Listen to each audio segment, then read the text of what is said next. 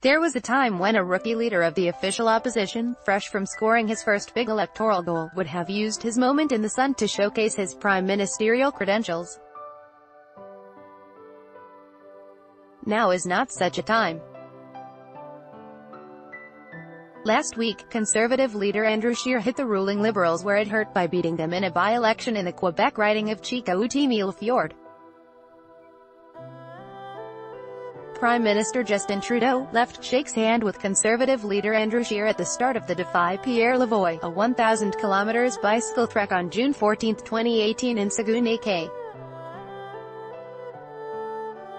Over Scheer's first year as leader, the Conservatives have become more and more comfortable with misrepresenting major government policies. Chantal Hébert writes, Jacques Boissino, The Canadian Press, that victory, the first at the expense of the Liberals since Justin Trudeau became Prime Minister, did not alter the balance of power in the House of Commons. But it did provide voters with a reason to give Scheer a thorough second look. Alas for those who tuned in to Question Period last week to size up the leader who aspires to replace Trudeau in a little more than a year. Scheer was apparently not in the mood to audition for the job of the Prime Minister in waiting. For his season finale in the Commons this spring, he could have raised the storm clouds piling up on the Canada-US horizon. Article continued below. He could have brought up the demand from Saskatchewan but also from Alberta's Conservative Party for a reform of the equalization formula and a rebalancing of the federal program designed to level the fiscal playing field between have and have-not provinces. Read more. Parliament in Czech. Is Alberta really getting shafted on equalization payments? We talked to an expert at Ottawa stands firm on carbon price after Doug Ford's Ontario election when Scheer could have pressed the Prime Minister on the way forward for his national carbon pricing framework now that Ontario's incoming Tory government is determined to have no part in it. But the official opposition leader had a more pressing matter on his mind, more specifically a kids' swing set purchased and installed at the Prime Minister's official summer residence at a cost of $7,500. Article continued below. Scheer spent his 4 last questions of the spring sitting on what he portrayed as the latest token of Trudeau's propensity to spend taxpayers' money on a lavish lifestyle. Except that the Prime Minister paid for the swing set. When he leaves his current post, he is expected to leave the play structure behind. Who knows, Scheer's children could be using it a couple of summers from now. First as Speaker and now as official opposition leader, Scheer has spent the best part of the past 7 years in government-subsidized housing. He knows the maintenance of official residences, including the installation of a play structure at a cost of $990 plus tax, is the responsibility of the National Capital Commission. 5-star reporters recently conducted a fact-checking audit of 5 days' worth of question periods. Based on my colleagues' findings, no one should rely on the 45-minute daily exchanges between the government and the opposition parties to get a fix on federal reality.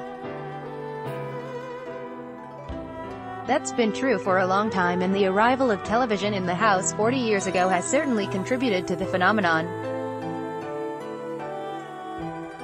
But over the recent past, something more has been at play. For decades after television first came to Parliament, the official opposition, be it Conservative or Liberal, consistently delegated the business of muckraking to a take-no-prisoners squad of backbenchers. But over the past few years, opposition leaders have become less and less reluctant to get their own hands dirty. Tracing that change back to its root cause might lead to Jean Chrétien's decision, expanded upon by Stephen Harper, to ban all but individual donations from Canada's political financing system. That was meant to remove big money and its potential influence from the equation and foster participation in party politics. Call it an unintended consequence of the then unforeseen marriage between social media, which thrives on character assassination, and the tendency of partisan supporters to believe the worst of the politicians they did not vote for. Scheer's swing set attack did not show well in the immediate purview of Parliament Hill, but it did provide his party with fresh fundraising fodder. Over Scheer's first year as leader, the Conservatives have become more and more comfortable with misrepresenting major government policies. They are not just taking shortcuts with reality. They are leading their target audience astray. They apparently could not care less about being called out on the distortions.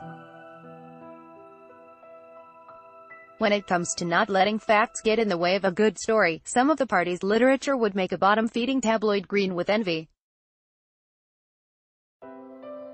The recent success of the Light on Facts Ontario Tory campaign may well have encouraged Doug Ford's federal cousins to double down on the approach that served Donald Trump so well in the U.S. Trump-style policies did not get in through the front door of the federal Conservative Party at the time of Stephen Harper's succession.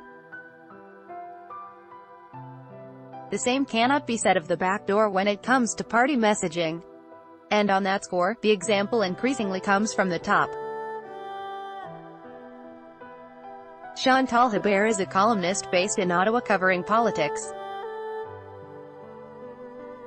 Follow her on Twitter, @ChantalBert.